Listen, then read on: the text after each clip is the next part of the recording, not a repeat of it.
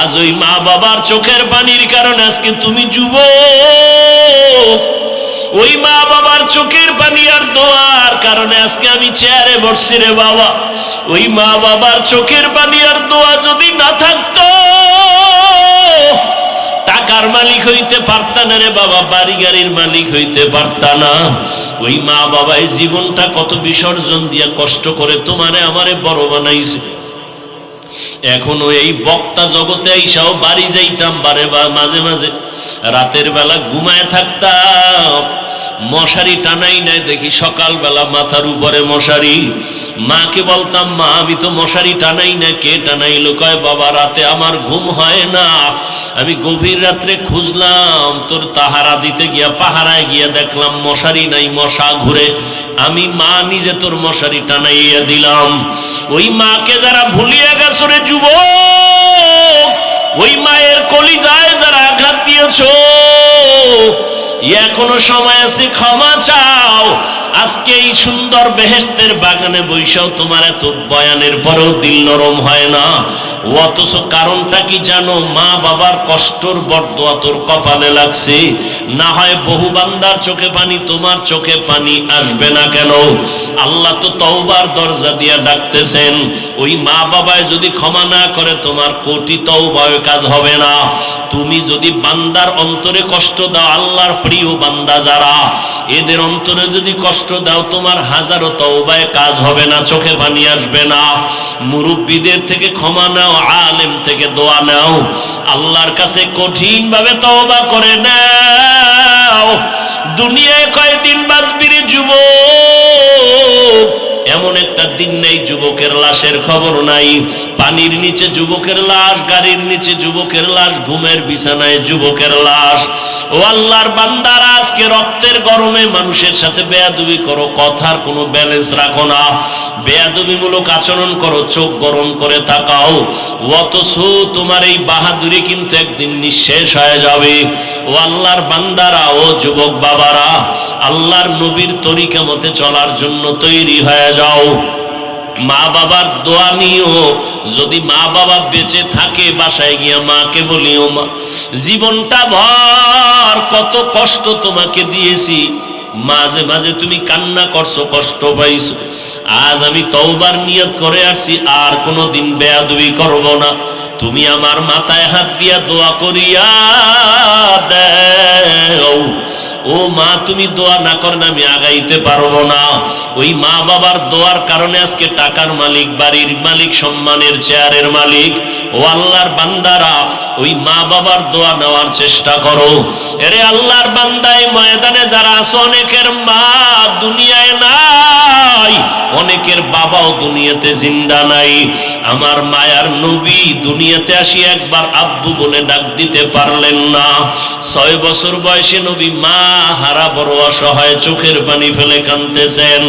ও নবীর আশিক উম্মতের দল, আজকে তোমরা আল্লাহর রহমতের দরজা থেকে ফিরিয়া যাইও না, আল্লাহর কাছে ফিরে আসো, মনে মনে তওবা করো।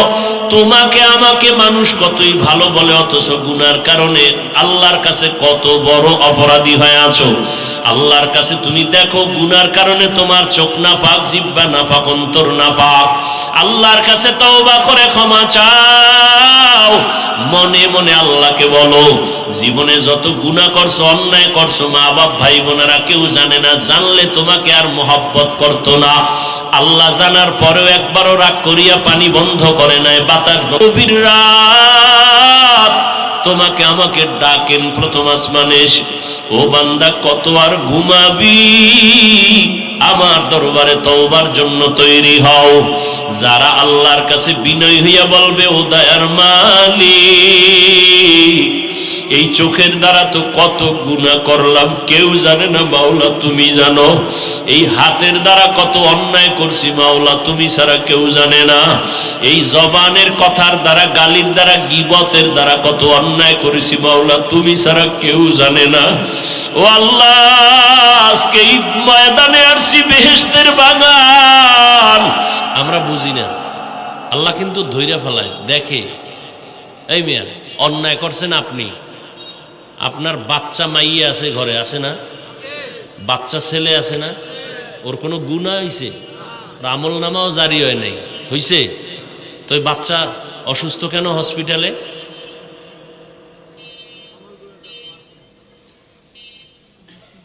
বুঝেন, ভালো করে বুঝেন। বাচ্চার তো কোনো অপরাধ নাই, অথচ বাচ্চা খাটের থেকে পইরা পাও ভাঙবে কেন? কারণ কি? আল্লাহ ধরতেছেন, আপনি বুঝতেছেন না।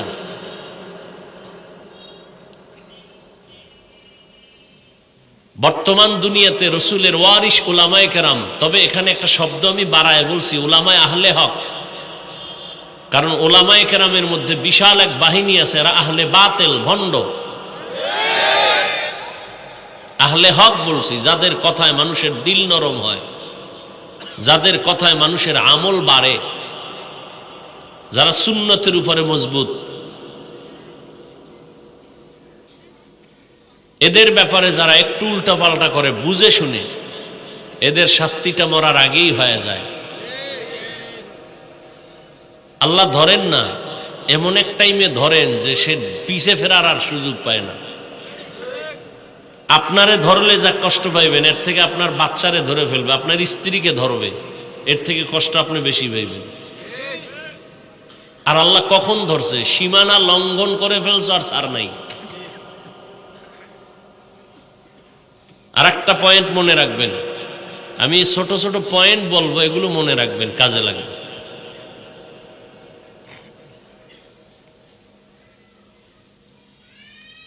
খুব সাবধান,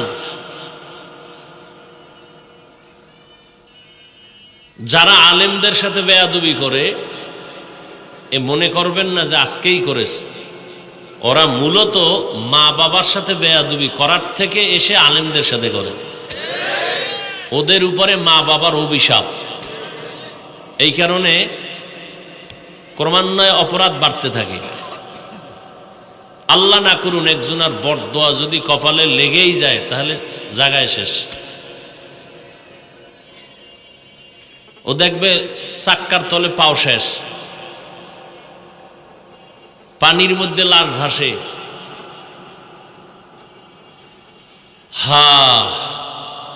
বড় দুঃখ, কি বয়ান শুনবেন আর কি করব। আপনি যদি আমার ভুল ধরেন, তো আপনি আমার বয়ান শুনবেন কেন? আর ফায়দা কি আপনি আমার বয়ান শুনে? আপনি তো আমার উপরে ভক্তি নাই। একজন ইমামের উপরে যদি আপনাদের ভক্তি না থাকে, তো নামাজ পড়ে তো আল্লাহর কাছে কবুল হবে না। এই মাসালা জানেন? আপনি যদি আমার ভুলই ধরেন, তো আপনি তো আমার থেকে বড় দামি, বড় জ্ঞানী। আপনি আমার বয়ান শুনবেন কেন? আপনি তার বয়ান শুনবেন যার উপরে আপনার ভক্তি শ্রদ্ধা আছে। আমার বয়ান শুনলে আপনার ফায়দা হবে না। বুঝেন না কিছু? পৃথিবীর শ্রেষ্ঠ ব্যক্তি একজন, রহমাতুল্লিল, যার কোনো তুলনা, যে নবীর কোনো গুণা, সেই নবী জীবনে একটা মিথ্যা কথা, কতটা, আমি এক সেকেন্ডে বলছি, কিন্তু কথাটার ওজন কত আপনি চিন্তা করেন তো। যেই নবী 63 বছর হায়াতে একটা মিথ্যা কথা বলেন নাই। আরো আশ্চর্য কি, নবী জীবনে কাউকে গালি দেন নাই। এর থেকে আরো আশ্চর্য, নবী বহু গালি শুনছেন, কোনো জবাব দেন নাই। এর থেকে আরো আশ্চর্য, নবী কোনোদিন এক সেকেন্ডের জন্য কারো দিকে চোখ গরম করে তাকান নাই। সেই নবী কতটা দামি। হিন্দু, বৌদ্ধ, ইহুদি, খ্রিস্টান, পৃথিবীর যত ধর্ম আছে সবাই নবীর গুণগান গাইছে। ওদের ধর্মের কিতাব খুললেই পাবেন। নবী আসার আগে গুণগান, নবী আসার পরে গুণগান, বিদায়ের পরে বক্তা বক্তৃতা দিতেছে নবীর গুণগান নিয়ে, লেখক লেখতেছে, লেখতে লেখতে মরে গেছে, লেখা শেষ হয় নাই। বক্তা বক্তব্য দিতে দিতে মরে গেছে বক্তব্য। সেই নবী বয়ান করতেছেন, কতটা পিওর বয়ান, কতটা সুন্দর বয়ান, কতটা সাবলীল বয়ান, কতটা হৃদয় কারা বয়ান। এই বয়ানে যে কালেমা পড়ে না, সে পৃথিবীর কত বড় নিকৃষ্ট কপাল ভরা। জানেননি নবীর এত সুন্দর বয়ান পাইও কালেমা পড়ে না কে? জানেন না কে? তা আল্লাহ যদি কপালটা ভালো না রাখেন তাহলে রহমতের নবীর বয়ানেও হেদায়াত আসে না। আর আল্লাহ যদি কপাল খুলে দেন তাহলে রসুলকে জবাই করতে এসেও কালেমা পড়ে। কে কে এই পয়েন্টটা মনে রাখবেন। আপনারা যে গালাগালি করেন, আপনারা যে ফেসবুকে লেখালেখি করেন, আমি না ফেসবুক চালাই না, যারা চালায় আর আমগো বলে না, বলে না। বড় বড় যাত্রাবাড়ির হুজুরের বিরুদ্ধে, চরমনের হুজুরের বিরুদ্ধে, বড় বড় আলেমদের বিরুদ্ধে যে লেখালেখি করে, আপনারা মুরব্বীরা না, আপনার সন্তানরাই আকামগুলো করে, এই অপরাধগুলো করে, আপনারা তো বুঝেন না। স্কুলে পড়লে ক্লাস 8-এ পড়ে, মাদ্রাসায় পড়লে দাখিল বা কাফিয়া পড়ে, এরা বিরোধিতা লেখে। এই কথাটা যখন তার কানে যায় একটা কষ্ট আসেনি, নিঃশ্বাস আসেনি, ওই নিঃশ্বাসটা ওর কপালে গিয়ে যখন লাগবে ও মরার আগে শেষ। বরদোয়া করা লাগে না, হাত উঁচু করে বরদোয়া করতে হয় না। এগুলো যদি খালি এই বিষয়ে বয়ান করি 2 ঘন্টা চলে যাবে। আল্লাহ 2 দল মানুষের সাথে যুদ্ধের ঘোষণা দিয়েছেন। কয় দল? আল্লাহ যে যুদ্ধ করবেন কয় দলের সাথে? কথাটা শুনে আপনাদের আনন্দ লাগতেছে? কি মনে হয় আল্লাহ খুব খুশি হয়ে বলছেন? কতটা রাগ হইলে আল্লাহ বলেন আমি 2 দল মানুষের সাথে যুদ্ধ করতে চাই। এক দলের কথা আছে কোরআনে, আর এক দলের কথা আছে বুখারী শরীফে। বুখারী শরীফে যাদের কথা আছে তারা হলেন ওলি আউলিয়া। ওলি, আল্লাহ বলেন ও নবী আপনি বলে দেন যারা আমার ওলি, আমার বন্ধু, যারা সুন্নত অনুযায়ী চলে, রাতে তাহাজ্জুদ বাদ যায় না, তাকওয়ার উপরে চলে, মানুষ তাদের দেখলে দিল নরম হয়, আমলের জন্য তৈরি হয়, এদের সাথে যারা দুশ্মনী করবে নবী আপনি বলে দেন, বুখারীর হাদিস, আমি আল্লাহ এদের সাথে যুদ্ধ করার জন্য রেডি। তার মানে কি আল্লাহ জমিনে আইব যুদ্ধ করতে? অর্থাৎ যুদ্ধ করলে তোর পরিণাম ফল কি হইতো তাই হবে। তোর মাইয়া নিয়ে তুই ভুগবি, তোর ছেলে নিয়ে ভুগবি, স্ত্রী নিয়ে ভুগবি, অর্থাৎ মরার আগে মরে থাকবি। চোখ থাকবে পাওয়ার থাকবে না, কান থাকবে পাওয়ার থাকবে না, জিহ্বা থাকবে কথা স্পষ্ট হবে না, খানা সামনে টেবিলে থাকবে মুখে যাবে না। আল্লাহ কঠিনভাবে ধরবে, দেখতেছি ধরতেছে। কারণ আল্লাহ স্পষ্ট ঘোষণা দিয়েছেন বুখারী শরীফে 2 দলের সাথে আমি যুদ্ধ করব, আমি রেডি। নবী বলে দেন এক দল কোরআন শরীফে আছে আর এক দল বুখারী শরীফে। বুখারী শরীফে যাদের বলা আছে এরা কারা? যারা ওলিদের দুশ্মন। ওলি কারা? বুখারী শরীফের বিশাল হাদিস,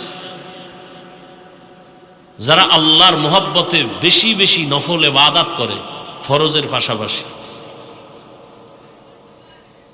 ভাইরা আমার, তো যে কথা বলতেছিলাম, মনে না চাইলেও প্রোগ্রাম চাই, একটার বেশি করব না। মানুষ প্রতিদিন, আপনারা জানেন না অনেকে যান না তো মাদ্রাসায়, প্রতিদিন 10, 20, 30, 50 মেহমান দুপুরে 12 মাস মাদ্রাসায় এই ডেটের জন্য, তারিখের জন্য। হুজুর একটু জোহরের পরে দেন, আসরের পরে দেন, ফজরের পরে দেন, গিয়ে একটু মোনাজাত দিয়ে আইন। একটা লোক গিয়া, বুড়া মানুষ, আলেম লয়ে গেছে, হুজুর আপনি খালি মোনাজাত দিয়ে আইন। আমনেগো পক্ষ থেকে গেছে মোনাজাতের জন্য, কত বুক ভরা আশা, আমি যদি খালি মোনাজাত দিয়ে যাই তো গালি তো একটাও মাটিতে পড়তো না। এরকম তো করে মানুষ, মোহাব্বতে করে, আবেগে করে, দুশ্মনী করে না। যে কারণে বাধ্য হয়ে অনেক সময় কি করার, কষ্ট তো কষ্ট, সীমাহীন কষ্ট। ওই মাদারীপুর বয়ান কইরে এরপরে এখানে আসছে, কালকে জোহরের পরে বয়ান চাপাই নবাবগঞ্জ। এবার বুঝেন আমি ঘুমামু কোন সময়? জোহরের নামাজের সাথে সাথে আমার বয়ান চাপাই, এশার নামাজ পরে আবার রাজশাহী শহরে।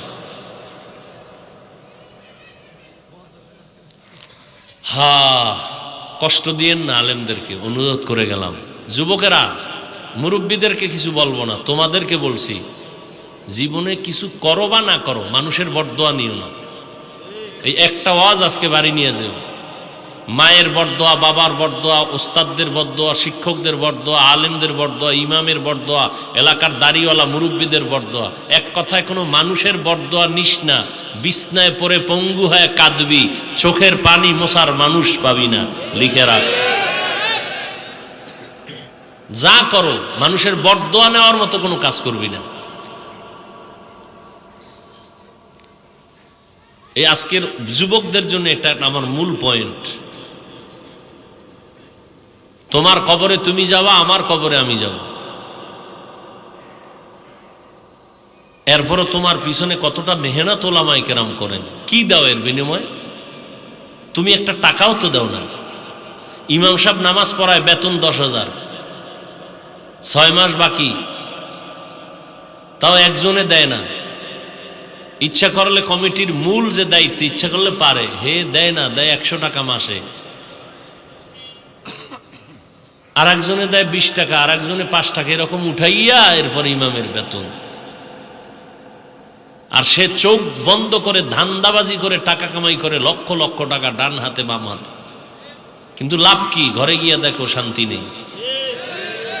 আর ইমাম 6 মাস বাকি, 10,000, এরপরও সন্তানও বেশি, টান টান হয়ে খায় আর ঘুমায়, কোনো পেরেশানিই নেই। এই যে এত বড় করোনা গেল, আমাদের কাছে তো দোয়া চায় অনেকে, পরিচিত, চাকরি নাই এই করোনায়, ব্যবসা নাই, স্কুল বন্ধ, কলেজ বন্ধ, একটা মাদ্রাসাও আমার দেশে বন্ধ হয় নাই। চোখের সামনে আল্লাহ দেখাইতেছেন, তুমি না দেখলে আর কি করার। কোন হুজুর কি করোনায় বলছে আমার মাইয়া ফোলালয় না খায় আছি, কিছু টাকা দাও ভিক্ষা? তো কেন তোমরা বলো হুজুরেরা ভিক্ষা করে খায়? একটা প্রমাণ দাও। হুজুরদেরকে যদি আল্লাহ মাফ করুন ভিক্ষুক কও, যারা কও তোমরা তো ডাকাত, তোমরা জালেম, তোমরা দুর্নীতিবাজ, তোমরা চোর, তোমরা তো মানুষের বুকের উপরে পিস্তল টাকায় খাও, গরিবের টাকা মেরে খাও। হুজুরেরা তো কাউকে বলে না এত দিতে হবে। অনেক সময় দিতে চায়, নেই না, মনে কষ্ট পায়, চেহারার দিকে তাকাইয়ে কই না ঠিক আছে দেন। আমার কথা বলছি না, বাংলাদেশের সারা দুনিয়াতেই হালাত। আরে ভাই সম্মানকে দেন। তোমগো হাতে যদি সম্মানের ভলিউম থাকতো, তামগো হুজুরগো কত আগে মারতা পিডাইয়া। তোমগো হাতে সম্মানের চাবি দেন নাই, কার হাতে? ধনী বানায় কে? ধনী বানানোর চাবি যদি তোমগো হাতে থাকতো আর ফকির বানানোর চাবি থাকতো, হুজুরগো কত আগে না খাওয়ায় মারতি। আমারে তো অন্তত আগে মারতি, কারণ আমার উপরে যেই পরিমাণ তুফান আমার জাতি বেইরা চালাইছে, এখনো চালায়। দ্বিতীয় কোনো ব্যক্তি আমি বাংলাদেশে খুঁজে পাই না যে এই পরিমাণ তুফান গেছে তার উপর।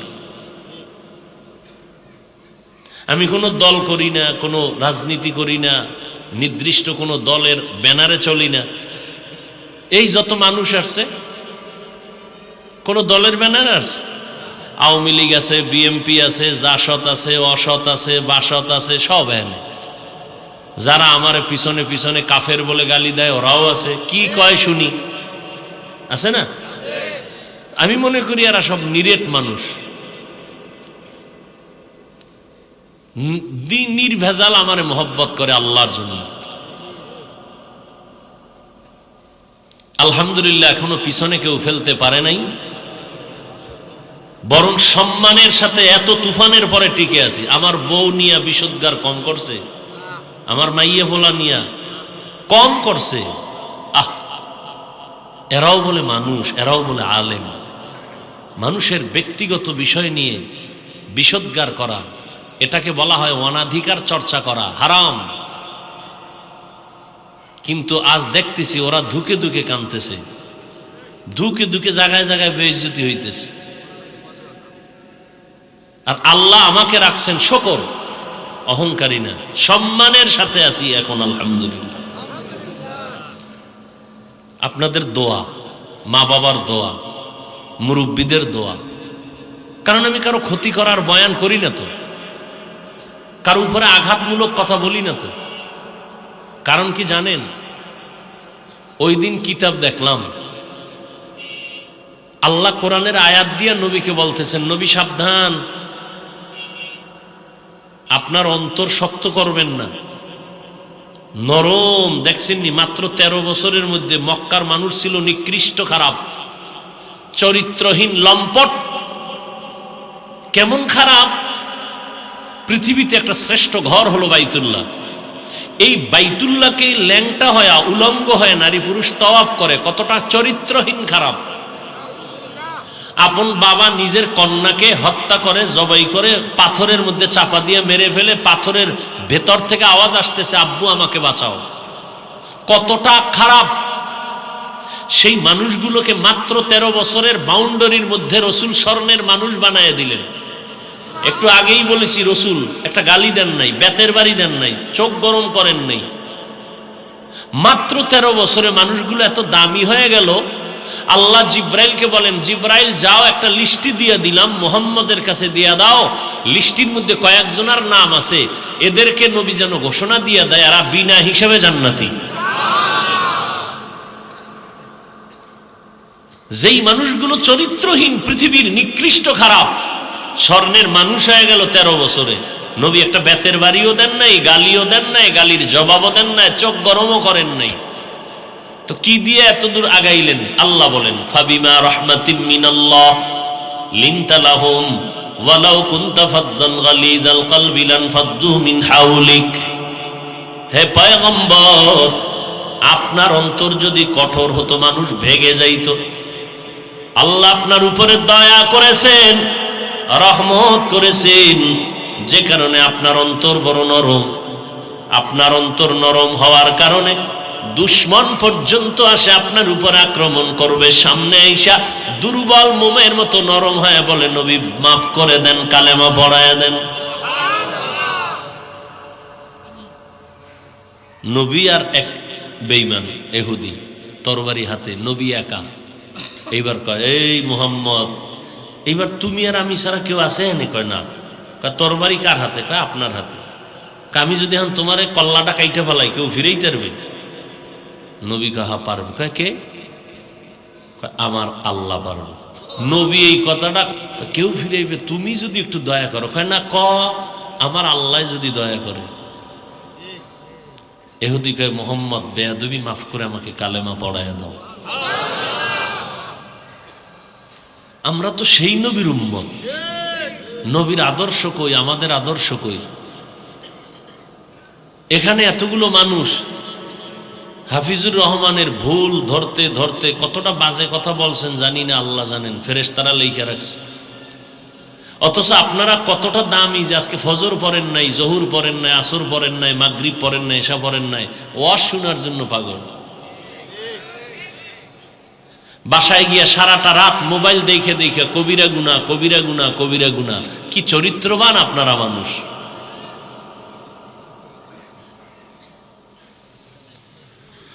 হা, আল্লাহ মাফ করে দেন।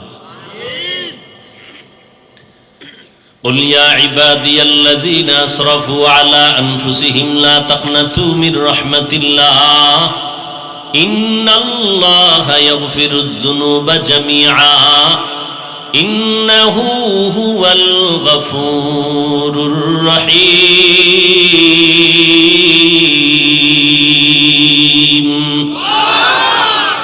এতগুলো মানুষ এখানে আছেন, কারো আমিন কি কবুল হবে না? আমি একটা দোয়া করি, আপনারা সবাই আমিন বলবেন, মোহাব্বতে, চিল্লাইবেন না। যারা উলামায়ে কেরামের ইজ্জতকে নষ্ট করার জন্য লেখালেখি করে, ফেসবুকে, মিডিয়ায় অপপ্রচার চালায়, আল্লাহ ওদের হেদায়াত দান করুক, না হয় ধ্বংস করে দিক। আল্লাহ ওদের হেদায়াত দান করুন, না হয় ধ্বংস করে দেন।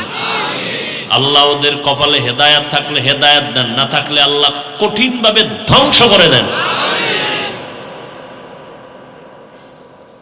আল্লাহ এবার বলেন, হে রাসূল, আমার পক্ষ থেকে উম্মতকে জানায় দেন, মূলত আমি আল্লাহই বলতেছি, ইয়া ইবাদি, হে আমার প্রিয় বান্দা বান্দিরা, তোমরা যারা গুনাহ করে সীমা লঙ্ঘন করেছো, জুলুম করেছো, আসো তওবার পথে আসো, আমার রহমতের দরজা থেকে ফিরে যেও না, নিরাশ হও না। কারণ আমি আল্লাহ এত মোহাব্বত নিয়ে তোমাকে ডাকলাম, যারা যত গুনাহ করছো সব গুনাহ আমি আল্লাহ মাফ করে দিব। আল্লাহ সবার গুনাহ মাফ করে দিবেন, কারণ আল্লাহ হলেন চূড়ান্ত ক্ষমাশীল, পরম করুণাময়। রহমতের নবী বলেন, আত্তাইবু মিনাজ যামবি কামান লা যামবা লাহ। যারা গুনাহ করে আল্লাহর কাছে তওবা করবেন, আল্লাহ তাআলা নবী বলেন আল্লাহ তাকে এমন ভাবে পবিত্র বানায় দিবেন মনে হয় জীবনে কোনো একটা গুনাহও করে নাই। সুবহানাল্লাহ। না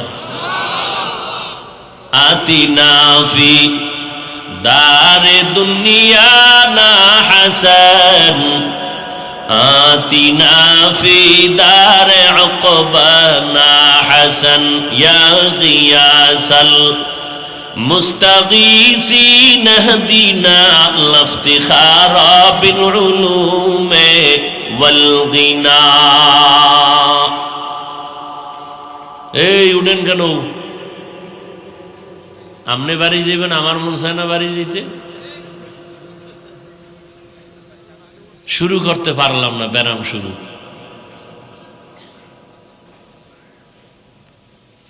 হ্যাঁ,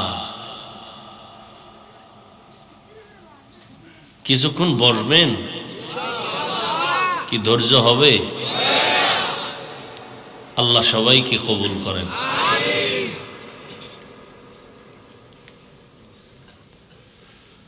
নবীজি বলেন, কোরআন শরীফ আমার কাছে বড় দামি, বড় মায়ার জিনিস, কিন্তু এর থেকেও বেশি আরো মহব্বতের হলো এই আয়াত, যেটা আমি খুতবায় পড়লাম।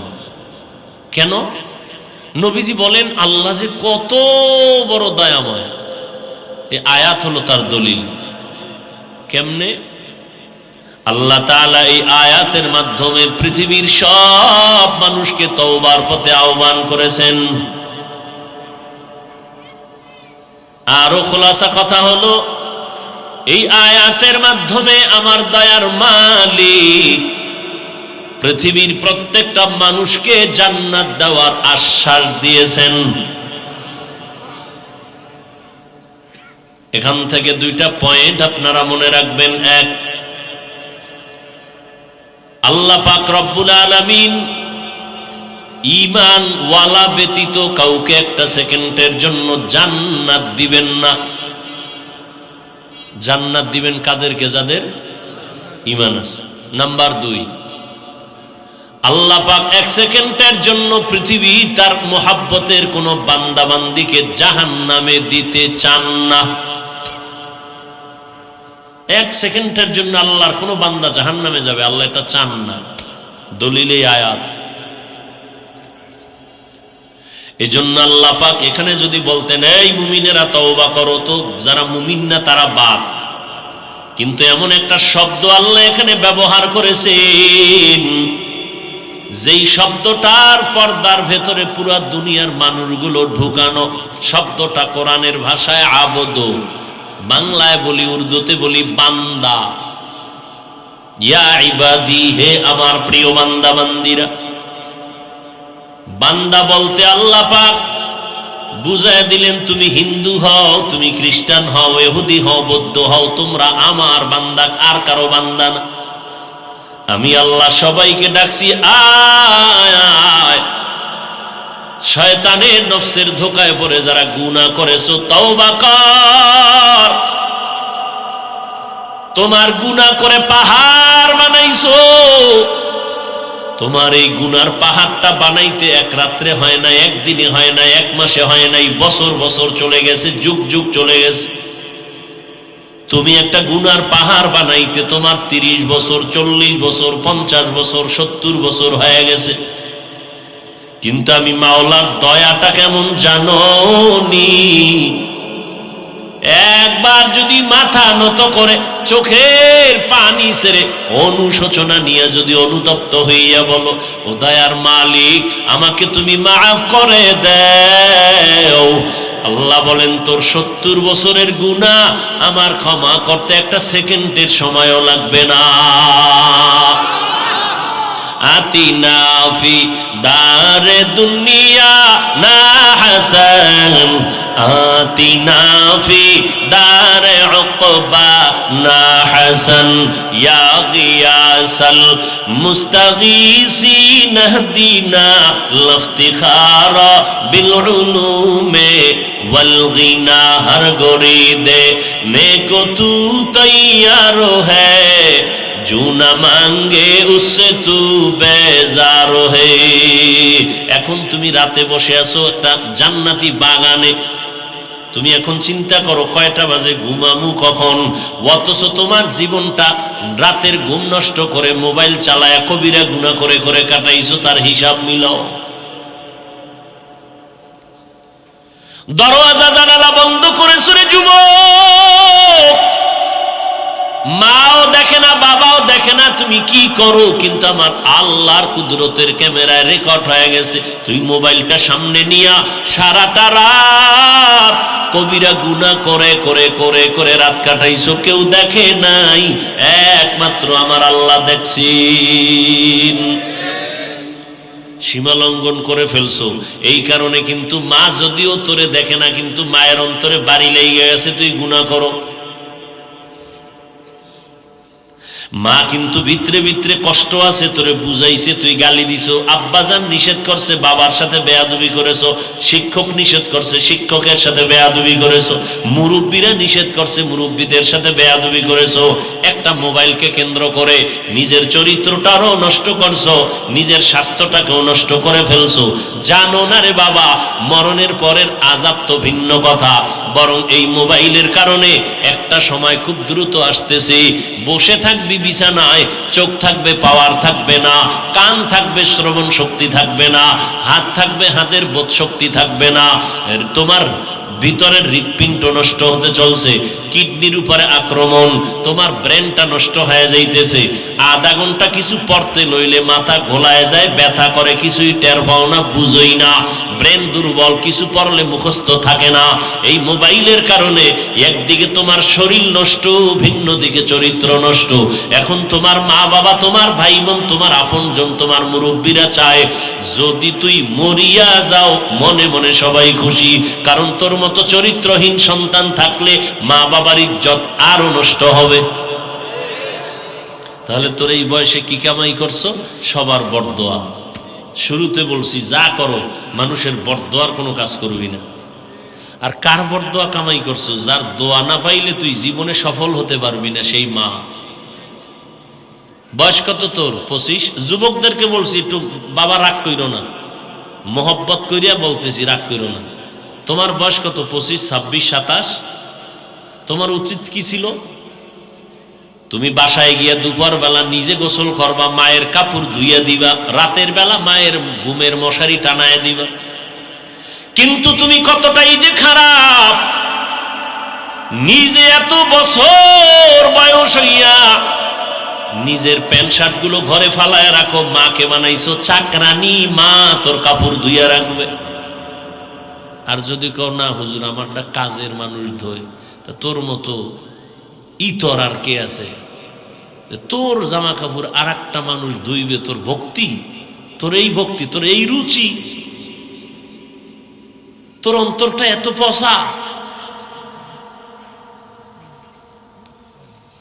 রাগ করবি না রে বাবা, আমি জাহান্নাম থেকে বাঁচাবার জন্য বলছি। যদি কও হাফিজ ভাই পাও ধরো, বল, আমি নিচে এসে পাও ধরবো।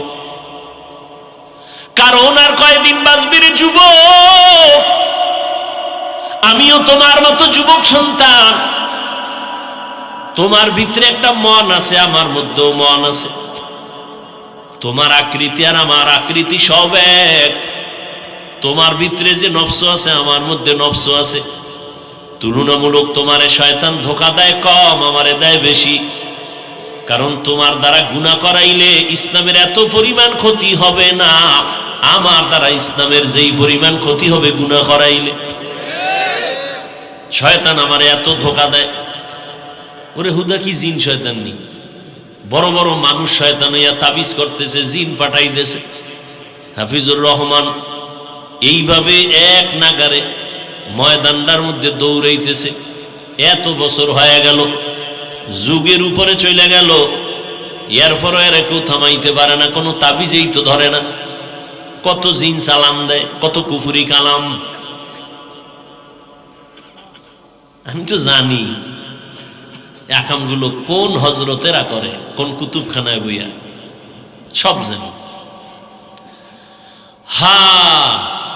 কিন্তু আমি যদি আল্লাহর মোহাব্বত নিয়ে চলি, ওই ক্ষতিটা তার ফ্যামিলির মধ্যে গিয়া পড়বে,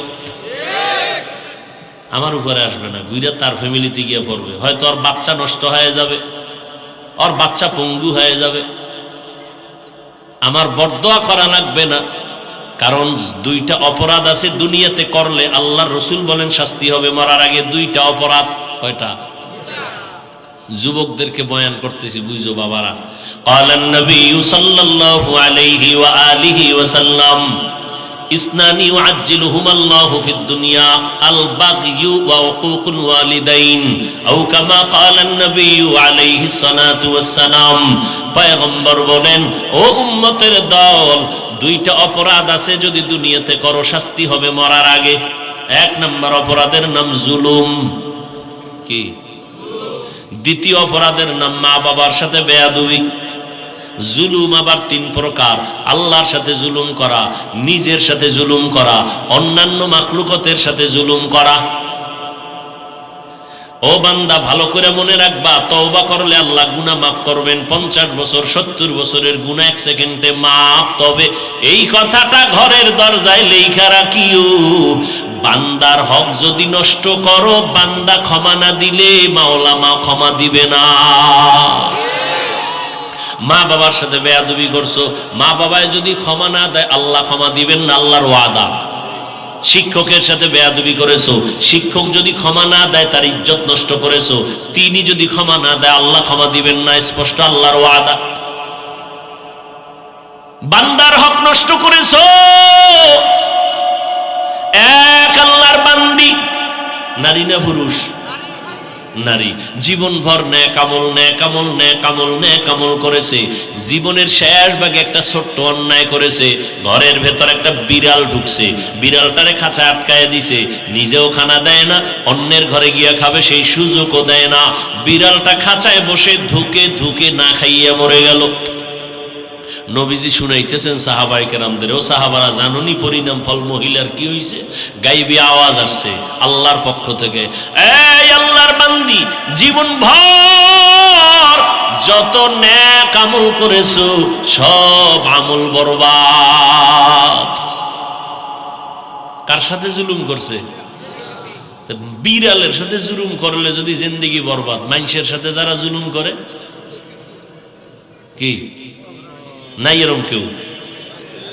ইমামের পিছনে নামাজ পড়া 4 দোকানে গিয়ে আবার ইমামের বিরোধিতা, ইমামের ইজ্জত নষ্ট করে, এরকম আছে না নাই? তাহলে ইমামের উপরে জুলুম করলা, তার ইজ্জতের উপর আক্রমণ করে। জুলুমের বিচারটা মরার আগেই হয়ে যাবে। আল্লাহর সাথে জুলুমের নাম হলো শিরিক। আল্লাহ বলেন, আমাই ইউশরিক বিল্লাহ ফাকাদ হারামাল্লাহু আলাইহিল জান্নাহ, যারা আল্লাহর সাথে শিরিক করবা তাদের জন্য জান্নাত হারাম। এরপরে নিজের সাথে জুলুম। নিজের সাথে জুলুম কি? নিজের সাথে জুলুমের একটা ব্যাখ্যা হলো, আমার আহান, আমার অঙ্গ, আমার অন্তর্ভুক্ত, আমার সন্তানকে আমি নামাজ পড়ি, আমার সন্তানের পড়াই না, আমি পর্দা করি, সন্তানরে আমি পর্দার দাওয়াত দেই না, আমার আহানের উপরে আমি জুলুম করলাম, মূলত আমার উপরেই করলাম। আল্লাহ বলেন, ইয়া আইয়ুহাল্লাযীনা আমানু কু আনফুসাকুম ওয়া আহলিকুম নারা। নিজের উপরে জুলুমের আরেকটা ব্যাখ্যা হলো, আল্লাহ 2টা চক্ষু দিছেন, এগুলোর ডিউটি আছে, চোখ দিয়া ডিউটি পালন করি নাই, চোখের উপরে জুলুম হয়ে গেল। চোখ দিয়া মা বাবা দেখবা সওয়াব, চক্ষু দিয়া বাইতুল্লাহ দেখবা সওয়াব, চক্ষু দিয়া কোরআন দেখবা সওয়াব, চক্ষু দিয়া আল্লাহ ওয়ালা দেখবা সওয়াব। কিন্তু এই চোখ দিয়া সারাটা রাত মোবাইলে কবিরা গুনাহ দেখছো, চোখের উপরে জুলুম। হাত দ্বারা গীবত লেখছো, কারো বিরুদ্ধে লেখছো, হাতের উপরে জুলুম। কান দ্বারা গান শুনছো, গীবতের কথা শুনছো, কানের উপরে জুলুম। আল্লাহ কয়, জুলুম যদি করো শাস্তিটা মরার আগেই হয়ে যাবে, পরে নয়। শিক্ষকের সাথে জুলুম করছো। সেদিন একজনে বলল এক ছাত্র নাকি শিক্ষকের গায়ে হাত তুলছে।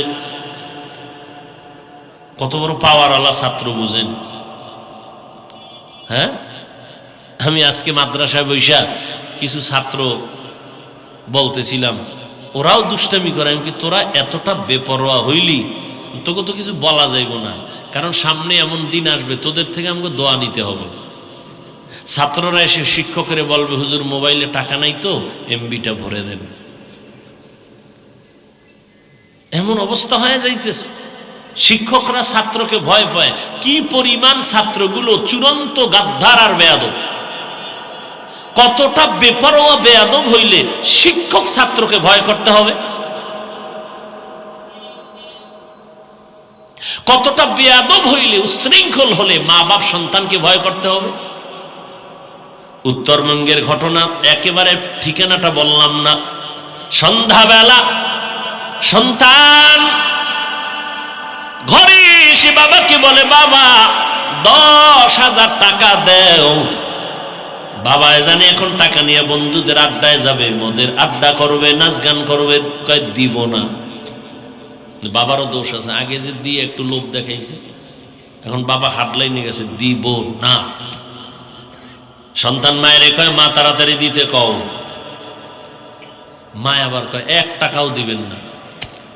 ছেলের মেজাজ এতটাই গরম হয়ে গেছে, সামনে ছিল একটা লাঠি, একটা কাঠের একটা টুকরা, বাবার উপরে মায়ের শুরু করলো। নগদ ঘটনা, নগদ মানে এটা সত্য ঘটনা, কয়েক বছর আগে। বাবাকে এমন ভাবে প্রহার করলো, মারতে মারতে বাবা এক সময় মাটির মধ্যে গড়াগড়ি খায় আর কয়, ছেলে তোর পায়ে ধরছি, আর মারিস না, সহ্য করতে পারি না। রক্ত পরে জমিন লাল। মায়ে ফিরাইতেইছে, মায়ের উপরেও পড়ে গেছে। এবার মাও বেউস, বাবাও বেউস। ছেলেটা দরজা একটা লাথি বাইরা বের হয়ে একটা বাইক লইল, হুন্ডা। এবার দৌড়। মা চোখের পানিগুলো ছেড়ে কান্না করে আর দরজা লাগায়, আর আসমানের দিকে তাকায়, বলে, আসমানের মালিক, মেহেরবানি করে এই ছেলেটার মুখ আমি মাকে আর দেখায়ও না রে আল্লাহ। ওর বাবার গায়ে হাত তুলেছে, রক্তে রঞ্জিত হয়ে গেল। এই ছেলে আমি চাই না, তুমি ওরে রাস্তা থেকে ফিরায় দাও, আর ঘরে আইনা আসতে দিও না রে আল্লাহ। মা কান্না করে দরজা এমন ভাবে আটকেইছে, সন্তান আসলে আর দরজা খুলবে না। সন্তান বাইক নিয়ে বন্ধুদের কাছে যাবে, ইতিমধ্যে রাস্তা দিয়ে যায়, দেখে একটা ওয়াজ মাহফিল হইতেছে রাস্তার পাশে। উত্তরবঙ্গের ঘটনা, জেলার নাম বললাম না। বয়ান চলতেছে মা বাবার খেদমতের উপর। একজন আল্লাহর ওলি বয়ান করতেছিলেন মা বাবার খেদমত নিয়ে। ওই যুবকের কানে গিয়ে একটা বাড়ি লাগছে, বাইকটা থামায়া দাঁড়ায় দাঁড়ায় কিছু বয়ান শুনছে, বাইকের উপরে বৈশা কেমন যেন চুম্বকের মতো টানতেছে অন্তর। বাইকটার তালা লাগায় মাঠের এক পিছনে বয়া রইছে। বয়ানের এক পর্যায়ে এমন কান্নার আওয়াজ, যুবকটা ময়দানের পিছনে মাঠে গড়াগড়ি খায় আর কান্দে। দূরের থেকে আল্লাহর ওলির নজরে পইরা গেছে, ওই যুবকটা এমন কেন করে? হুজুর মোনাজাত দিয়া কয়, যুবকের সামনে নিয়ে আসু। যুবক একটা দৌড়াইয়া কয়, হুজুর পাও ধরে কয়, হুজুর আমারে মাফ করে দেন, আমি শেষ হয়ে গেছি, শেষ। আল্লাহর ওলি বলে, বাবা কেন কাঁদো? বলে, আমার বুকের ভিতরে জ্বালা পোড়া মনে হয় যেন কে আগুন লাগায় দিছে, আমি সইতে পারি না। হুজুর একটু আমারে দম করে দেন, পানি পড়া দেন, আমি মইরা যাইতেছি। হুজুর একটু দোয়া করেন, আমি শেষ, আমি শেষ। হুজুর বলে, বাবা তুই আসল কথা ক, না জানি কোনো কঠিন বেয়াদবি করছো বল। ছেলেটা কান্না করে হুজুরের পাও ধরে বলে, হুজুর আমি সন্ধ্যাবেলা বাবার সাথে এমন বেয়াদবি করেছি, মায়ের সাথে করেছি, মনে হয় যেন আমার মতো বেয়াদব এই দুনিয়ার কেউ নাই রে হুজুর। আমার মা কাঁদতে দেখলাম, বাবা রক্ত মাটিতে ফেলে চলে আসছে।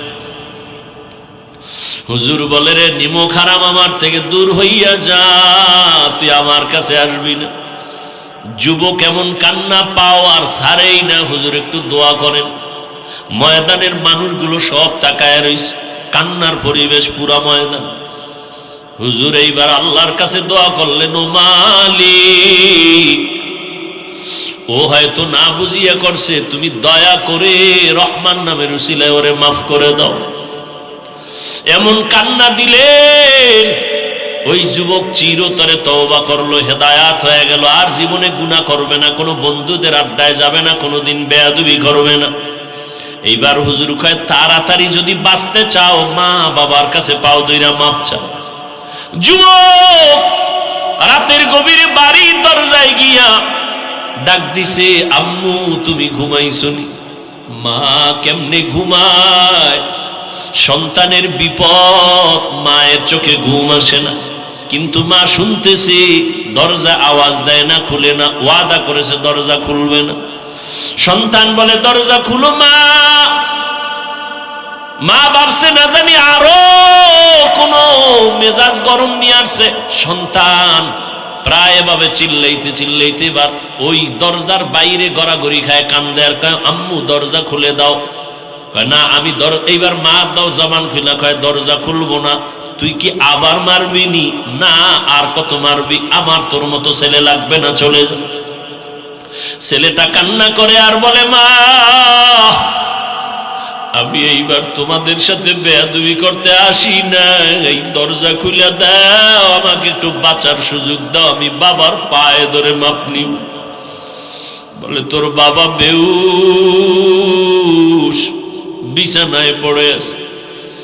সন্তান দীর্ঘ টাইম কান্নার পর মায়ের কলিজার মধ্যে বারবার ঢেউ আর তরঙ্গ শুরু হয়ে গেল। মা দরজা খুলে দেওয়ার পরে সন্তানটা মায়ের পা জড়ায় বলে, মা তুমি আমারে মাফ করিয়া দাও, তুমি যদি আমার উপরে দয়া না করো, দোয়া না করো, আমার কপাল শেষ হয়ে গেল, আমি মরিয়া গেলাম।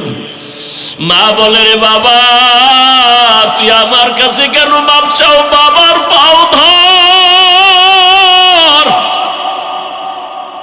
তোর বাবা বেহুশ, তোর বাবার পায়ে জড়ায় তাড়াতাড়ি মাপ নে, না হয় তোর এই দুনিয়ায় বাঁচতে পারবি না। ওই ছেলেটা বাবার পাও জড়ায় কাঁদে। বাবায় বলে, তুই আর আমার গায়ে হাত দিস না, আমার স্পর্শ করবি না, শরীর চলে যা, আমি মরিয়া যাইতেও রাজি, তোরে আমি আর ক্ষমা দিতে রাজি না। এইবার বাচ্চার কান্না এত কঠিন ভাবে শুরু হয়ে গেল, শেষ পর্যন্ত মা আইসা কয়, ও তওবা করছে, জীবনে আর কোনোদিন অন্যায় করবে না, তুমি ওরে মাফ করিয়া দাও। এই যুবক আজকে বুঝো না, মায়েরে কাঁদাইয়া কত ভালো হবি রে বাবা। যারা মানুষের বরদোয়া নিয়ে চলে, ওরা বাড়ি গাড়ি করতে পারে, আসলে শান্তি নাই, মনের মধ্যে শান্তি নাই, ঘুমে শান্তি নাই, খানায় শান্তি নাই। ওর পুরা পরিবারের মধ্যে খোঁজ নিয়ে দেখবি শুধু আগুন জ্বলে, স্ত্রী নিয়ে শান্তি নাই, সন্তান নিয়ে শান্তি নাই। ও যুবকেরা, আজকে তুমি পরীক্ষায় ভালো নাম্বার পাইছো, তোমার বাহাদুরি না, কসম আল্লাহর, মা বাবার দোয়া, চোখের পানির বদৌলতে। আজ ওই মা বাবার চোখের পানির কারণে আজকে তুমি যুবক, ওই মা বাবার চোখের পানি আর দোয়ার কারণে আজকে আমি চেয়ারে বসছি রে বাবা। ওই মা বাবার চোখের পানি আর দোয়া যদি না থাকতো, টাকার মালিক হইতে পারতা না রে বাবা, বাড়ি গাড়ির মালিক হইতে পারতা না। ওই মা বাবা এই জীবনটা কত বিসর্জন দিয়া কষ্ট করে তোমারে আমারে বড় বানাইছে। এখনো এই বক্তা জগতে আইসাও বাড়ি যাইতাম বারে বা মাঝে মাঝে, রাতের বেলা ঘুমায় থাকতাম, মশারি টানাই নাই, দেখি সকালবেলা মাথার উপরে মশারি। মাকে বলতাম, মা আমি তো মশারি টানাই না, কে টানাইলো? কয়, বাবা রাতে আমার ঘুম হয় না, আমি গভীর রাত্রে খুঁজলাম, তোর তাহারা দিতে গিয়া পাহারায় গিয়া দেখলাম মশারি নাই, মশা ঘুরে, আমি মা নিজে তোর মশারি টানাইয়া দিলাম। ওই মাকে যারা ভুলিয়া গেছো রে যুবক, ওই মায়ের কলিজায় যারা আঘাত দিয়েছো, এখনো সময় আছে, ক্ষমা চাও। আজকে এই সুন্দর বেহেশতের বাগানে বৈশাও তোমার এত বয়ানের পরেও দিল নরম হয় না। অথচ কারণটা কি জানো? মা বাবার কষ্টর বরদোয়া তোর কপালে লাগছে। না হয় বহু বান্দার চোখে পানি, তোমার চোখে পানি আসবে না কেন? আল্লাহ তো তওবার দরজা দিয়া ডাকতেছেন। ওই মা বাবায় যদি ক্ষমা না করে, তোমার কোটি তওবায় কাজ হবে না। তুমি যদি বান্দার অন্তরে কষ্ট দাও, আল্লাহর প্রিয় বান্দা যারা, এদের অন্তরে যদি কষ্ট দাও, তোমার হাজারো তওবায় কাজ হবে না, চোখে পানি আসবে না। মুরব্বীদের থেকে ক্ষমা নাও, আলেম থেকে দোয়া নাও, আল্লাহর কাছে কঠিন ভাবে তওবা করে নাও। দুনিয়ায় কয়দিন বাঁচবি রে যুবক? এমন একটা দিন নেই যুবকের লাশের খবর নাই। পানির নিচে যুবকের লাশ, গাড়ির নিচে যুবকের লাশ, ঘুমের বিছানায় যুবকের লাশ। ও আল্লাহর বান্দারা, আজকে রক্তের গরমে মানুষের সাথে বেয়াদবি করো, কথার কোনো ব্যালেন্স রাখো না, বেয়াদবিমূলক আচরণ করো, চোখ গরম করে তাকাও। অথচ তোমার এই বাহাদুরি কিন্তু একদিন নিঃশেষ হয়ে যাবে। ও আল্লাহর বান্দারা, ও যুবক বাবারা, আল্লাহর নবীর তরিকা মতে চলার জন্য তৈরি হয়ে যাও। মা বাবার দোয়া নিও। যদি মা বাবা বেঁচে থাকে, বাসায় গিয়া মাকে বলিও, মা জীবনটা ভর কত কষ্ট তোমাকে দিয়েছি, মাঝে মাঝে তুমি কান্না করছো, কষ্ট পাইছো। আজ আমি তওবার নিয়ত করে আসছি, আর কোনোদিন বেয়াদবি করব না। তুমি আমার মাথায় হাত দিয়া দোয়া করিয়া দাও। ও মা, তুমি দোয়া না করেন আমি আগাইতে পারবো না। ওই মা বাবার দোয়ার কারণে আজকে টাকার মালিক, বাড়ির মালিক, সম্মানের চেয়ারের মালিক। ও আল্লাহর বান্দারা, ওই মা বাবার দোয়া নেওয়ার চেষ্টা করো। এরে আল্লাহর বান্দায় ময়দানে যারা আছো, অনেকের মা দুনিয়ায় নাই, অনেকের বাবাও দুনিয়াতে জিন্দা নাই। আমার মায়ার নবী দুনিয়াতে আসি একবার আব্বু বলে ডাক দিতে পারলেন না। 6 বছর বয়সে নবী মা হারা বড় অসহায়, চোখের পানি ফেলে কাঁদতেছেন। ও নবীর আশিক উম্মতের দল, আজকে তোমরা আল্লাহর রহমতের দরজা থেকে ফিরিয়া যাইও না, আল্লাহর কাছে ফিরে আসো, মনে মনে তওবা করো। তোমাকে আমাকে মানুষ কতই ভালো বলে, অথচ গুনার কারণে আল্লাহর কাছে কত বড় অপরাধী হয়ে আছো। আল্লাহর কাছে তুমি দেখো, গুনার কারণে তোমার চোখ না পাক, জিহ্বা না পাক, অন্তর না পাক। আল্লাহর কাছে তওবা করে ক্ষমা চাও। মনে মনে আল্লাহকে বলো, জীবনে যত গুনাহ করছো, অন্যায় করছো, মা বাপ ভাই বোনেরা কেউ জানে না, জানলে তোমাকে আর মহব্বত করতো না। আল্লাহ জানার পরেও একবারও রাগ করিয়া পানি বন্ধ করে নাই। বাতাস গভীর রাত তোমাকে আমাকে ডাকেন প্রথম আসমানে এসে, ও বান্দা কত আর ঘুমাবি, আমার দরবারে তওবার জন্য তৈরি হও। যারা আল্লাহর কাছে বিনয় হইয়া বলবে, ও দয়ার মালিক, এই চোখের দ্বারা তো কত গুনাহ করলাম, কেউ জানে না, মাওলা তুমি জানো। এই হাতের দ্বারা কত অন্যায় করছি, মাওলা তুমি ছাড়া কেউ জানে না। এই জবানের কথার দ্বারা, গালির দ্বারা, গীবতের দ্বারা কত অন্যায় করেছি, মাওলা তুমি ছাড়া কেউ জানে না। ও আল্লাহ, আজকে ঈদ ময়দানে আসছি, বেহেশতের বাগান, এখান থেকে আর গুনাহ নিয়ে ঘরে যাব না রে মালিক। আজকে তওবার নিয়ত করিয়া ফেললাম। ও যুবক, তোমার মতো কত যুবক স্কুল কলেজে পড়িয়াও নামাজ ছাড়ে না, তুমি কেন পারবা না বলো? তোমার আমার মতো কত যুবক জীবনে মাদ্রাসায় পড়ে নাই, চাকরি করে, র্যাব, আর্মি, পুলিশ, বিডিআরের নামাজ ছাড়ে না, তুমি কেন পারবা না? তোমার মতো যুবক রাস্তায় গাড়ি চালায়, টাকায় দেখো এক বেলার নামাজ বাদ দেয় না, তুমি কেন পারবা না? তোমার মতো যুবক কৃষি কাজ করে, দেখো নামাজ ছাড়ে না, তুমি কেন পারো না? তোমার মতো যুবক আজকে নদীর মধ্যে মাছ ধরে, নামাজের সময় পড়ে, নামাজ ছাড়ে না, তুমি কেন পারবা না? ও বৃদ্ধ বাবাজিরা, আপনাদের মতো কত বুড়া মানুষ মসজিদে গিয়ে কষ্ট হলেও নামাজ পড়ে, আপনারা কেন পারেন না? ও পর্দার আড়ালের আম্মা জান, এতক্ষণ আপনাদের সন্তানদের যত কথা বলেছি, এই কথাগুলো বাস্তবায়ন হতে হলে আপনাদের দোয়া ছাড়া আগানো যাবে না। এরে পর্দার আড়ালের মা, আপনার সন্তানটাকে ডাক্তার বানাবেন, আমি কিন্তু একবারও বাধ্য করে বলি নাই যে মাদ্রাসায় পড়া লাগবে, আমি একবারও বাধ্য করিয়া বলি নাই তাবলিগে না গেলে গুনাহ হবে।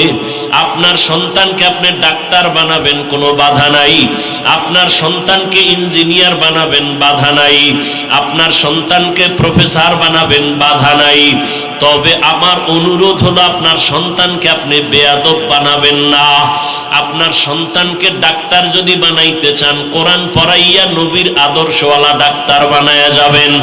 আপনার সন্তানটাকে কোরআনওয়ালা নবীর আদর্শের ইঞ্জিনিয়ার বানাবেন।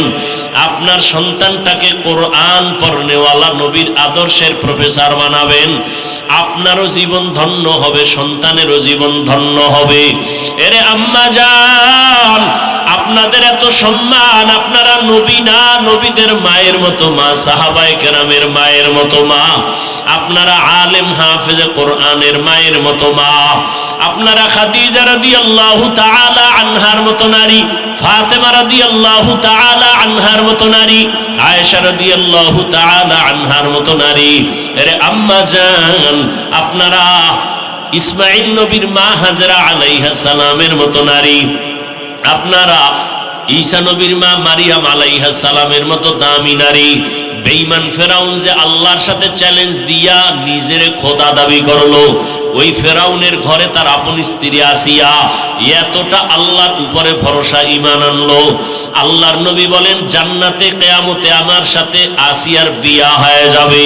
ও পর্দার আড়ালের আম্মা জান, আপনাদের মতো কত মা এখনো আছে স্বামীর মাল হেফাজত করে, সন্তানগুলো আদর্শওয়ালা বানানোর মেহনত করে, পর্দা করে, গুনাহ করে না, স্বামীর মাল নষ্ট করে না। আপনারা কেন পারবেন না রে আম্মা জান? ভালো একটা সন্তান দুনিয়াতে রেখে যাবেন, আপনার সন্তানের আচরণে যেন আলেমরা খুশি হয়ে দোয়া করে, মুরব্বীরা খুশি হইয়া দোয়া করে, শিক্ষকেরা খুশি হইয়া দোয়া করে, অন্য বন্ধু বান্ধবেরা খুশি হয়ে যেন দোয়া করে। এরে আম্মা জান, আপনার চোখের পানি আর দোয়ার অবদান ছাড়া আগানো যাবে না। ওরে আল্লাহর বান্দারা, ও যুবক বৃদ্ধ বাবাজি, মা বোনেরা, ওই ফেরাউনের ঘরে স্ত্রী, যেই ফেরাউন আমার আল্লাহর বিরুদ্ধে চ্যালেঞ্জ দিল, মুসা নবীর সাথে চূড়ান্ত জুলুম আর অত্যাচার করলো, কিন্তু তার ঘরে আমার আল্লাহ আসিয়াকে দিনের খাদেমা হিসাবে কবুল করলেন। আসিয়া একদিন ফেরাউন তাকায় দেখে যেন কি পইরা গেল, জবান থেকে একটা নাম আসছো আল্লাহর। আসিয়া টের পায় না যে আমার পেছনে ফেরাউন স্বামী দাঁড়ানো। ফেরাউন কয়, আসিয়া জবান থেকে কি বললা? আল্লাহর নাম। বলে কোন আল্লাহ? বলে মুসা নবীর আল্লাহ, তিনি আমারও আল্লাহ। ফেরাউন বলে, আসিয়া এই মিশরে আমি নিজেকে খোদা বলে দাবি করি, তুমি আমাকে খোদা বলতেই হবে। আসিয়া বলে, আমি যে আল্লাহর উপর ঈমান আনছি, আমি আর একবারও এই আল্লাহর থেকে দূরে যাব না। ফেরাউন অনেক বুঝানোর পরও আসিয়াকে যখন আর নিজের দিকে আনতেই পারে না, এবার ফেরাউন বাঁকা হইয়া বলে, আসিয়া এখন আর তোমাকে ছাড় দেওয়া যাবে না। আসিয়ার থাকার জায়গা দেয় না, খানা পর্যন্ত দেয় না। আসিয়ার উপরে এত অত্যাচার শুরু করে দিল। আসিয়া মাওলার কাছে গভীর রাতে কাঁদে, ও দয়ার মালিক, মেহেরবানি করে আমি মহিলা মানুষটাকে তুমি ধৈর্য দাও, আমি যেন তোমার মোহাব্বতের থেকে পিছনে হটিয়া না যাই, ওর ভয়ে, মাইরের ভয়ে। আসিয়া মাওলার কাছে কাঁদতেছেন। ফেরাউন এক পর্যায়ে অসহ্য হইয়া ঘোষণা দিয়ে দিল, আসিয়া তোমাকে অমুক দিন ফাঁসি দিব, শুলিবিদ্ধ করে মেরে ফেলবো। খবর হয়ে গেল পুরা মিশরে, আসিয়ার ফাঁসি হয়ে যাবে, শুলিবিদ্ধ করবে। এই অবস্থা যখন তারিখটা আসলো, লক্ষ লক্ষ মানুষ হাজির হয়ে গেল। আসিয়া কাঁদতেছেন, আল্লাহর কাছে দোয়া করে, আল্লাহ ধৈর্য ধারণ করার তৌফিক দান করো। হঠাৎ নজর করে দেখে মুসা নবী হেঁটে যায়। আসিয়া ডাক দিয়ে কয়, পয়গম্বর, আমার অবস্থা আপনি জানেননি? কয় জানি। বলে, আমার এখন মরণ সময়, আমার আল্লাহ এই মুহূর্তে আমার উপরে বেজার না খুশি? আল্লাহর নবী মুসা ডেকে বলে, রে আসিয়া, আল্লাহ তোমার উপরে অনেক খুশি। এই কথা শুনিয়া আসিয়া চোখের পানি ছেড়ে আল্লাহর কাছে কান্না শুরু করলেন, আসমানের দিয়ে তাকাইয়া। قالت رب ابن لي عندك بيتا في الجنة ونجني من فرعون وعمله ونجني من القوم الظالمين। ও আল্লাহ, এত বড় পৃথিবীর একটা রাষ্ট্রপতি হইয়া তার বিবি হইয়াও থাকার মতো জায়গা পেলাম না, খানার আরাম কিছু পেলাম না। আজ আমার ফাঁসি দিতেছে, ও আল্লাহ দুনিয়ায় শান্তি পেলাম না। আমার আসিয়ার জবানের একটা দিলের তামান্না, দুনিয়ায় জায়গা পাই নাই রে মালিক, তবে ওই সুন্দর জান্নাতে তোমার পার্শ্বে আমার জন্য একটা ঘর বানাইয়া দিও। আসিয়া কান্না করিয়া হঠাৎ আসিয়া মুস্কি হাসতেছেন।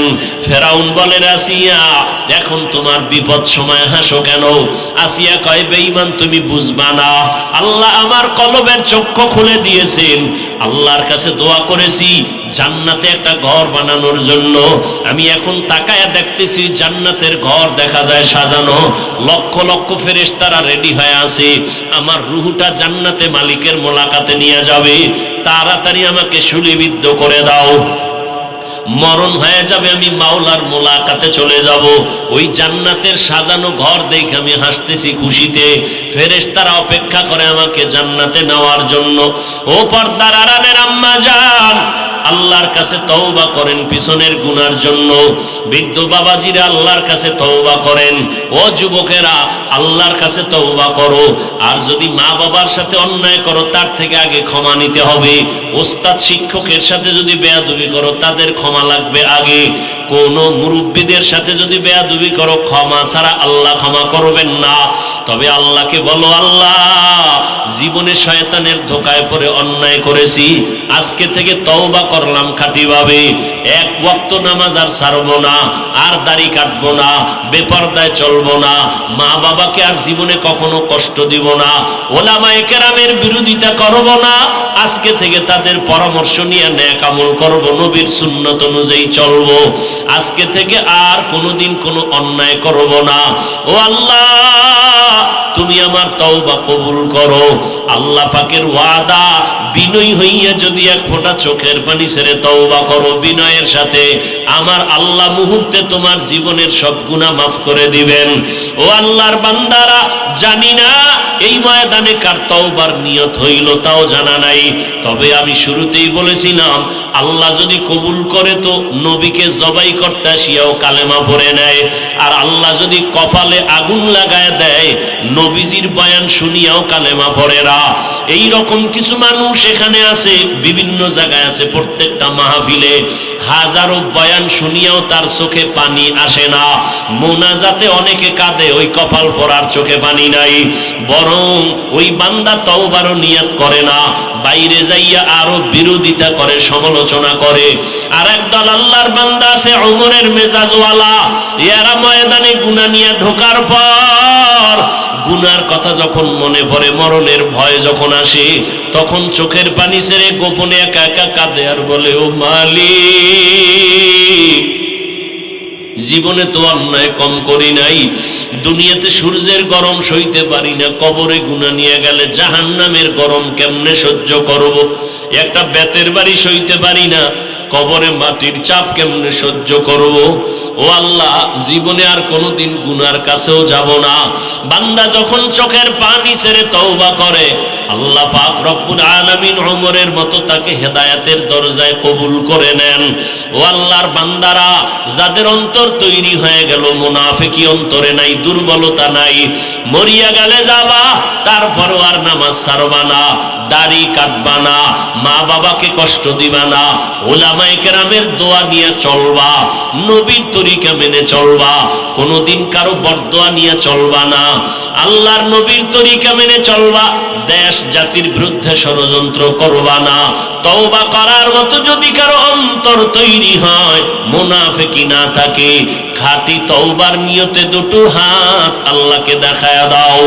আয় আল্লাহ হাতগুলো কবুল করে নেন, তওবা কবুল করে নেন। একজনের হাতও খালি ফিরাইয়া দিয়েন না রে আল্লাহ। আয় আল্লাহ আমরা নফসের ধোকায় পড়ে গুনাহ করেছি, তওবার নিয়ত করেছি, আর গুনাহ করব না রে আল্লাহ। আমাদের তওবা কবুল করে নেন, মরণ পর্যন্ত তওবার উপরে মজবুত হইয়া গুনাহ মুক্ত হইয়া চলার তৌফিক দান করেন, আমিন। আলহামদুলিল্লাহি রাব্বিল আলামিন ওয়াসসালাতু ওয়াসসালামু আলা সাইয়্যিদিল আমবিয়াই ওয়াল মুরসালিন ওয়া আলা আলিহি ওয়া আসহাবিহি আজমাইন ইয়া আরহামার রাহিমিন ইয়া আরহামার রাহিমিন ইয়া আরহামার রাহিমিন রাব্বিরহামহুমা কামা রাব্বায়ানি সাগীরা আল্লাহুম্মা ইন্নাকা আফুউন কারীম তুহিব্বুল আফওয়া ফা'ফু আন্না আল্লাহুম্মা ইন্না নাসআলুকা রিযাকা ওয়াল জান্নাহ